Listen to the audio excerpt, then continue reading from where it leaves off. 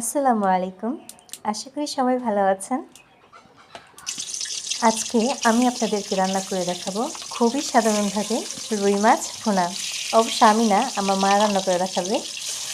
এখানে প্রথমেই কড়াইতে তেল দিয়ে লবণ মরিচ দিয়ে রুই মাছকে ভালো করে মাখিয়ে তেলে ভেজে নিচ্ছে।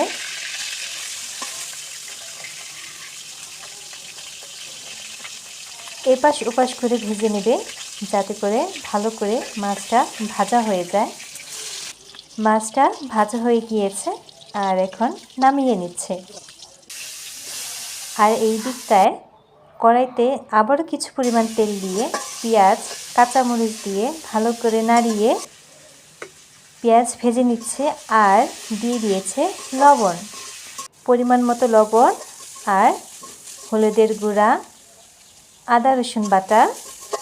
আর আদা রসুন বাটাটা যে ব্লেন্ডারে করা হয়েছে সেটা ধুয়ে পানি দিয়ে দেওয়া হলো।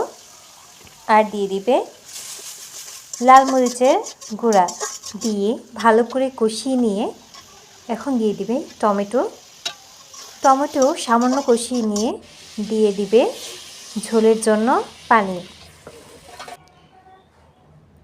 ভালো করে বলক আসা পর্যন্ত এটা দিয়ে দিতে হবে। এই তো বলক চলে আসছে। এখন এখানে মাছগুলো দিয়ে দিবে। মাছগুলো দিয়ে কিছুক্ষণ আবার জাল করে নামানোর আগে ভাজা জিরার গুঁড়া আর বিলাতি ধনিয়া পাতা দিয়ে নামিয়ে নেবে।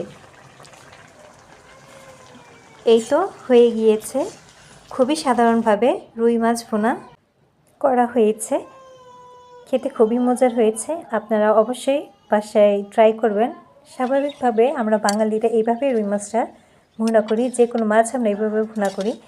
আর বাড়ার সময় মা বলতেছিল, তুই যে রুই মাছের কোরমার ভিডিওটা দিয়েছিলিস সেটা থেকে ভালো ভিউ আসবে। আর এই কথা শুনে আমিও বললাম ইনশাল্লাহ।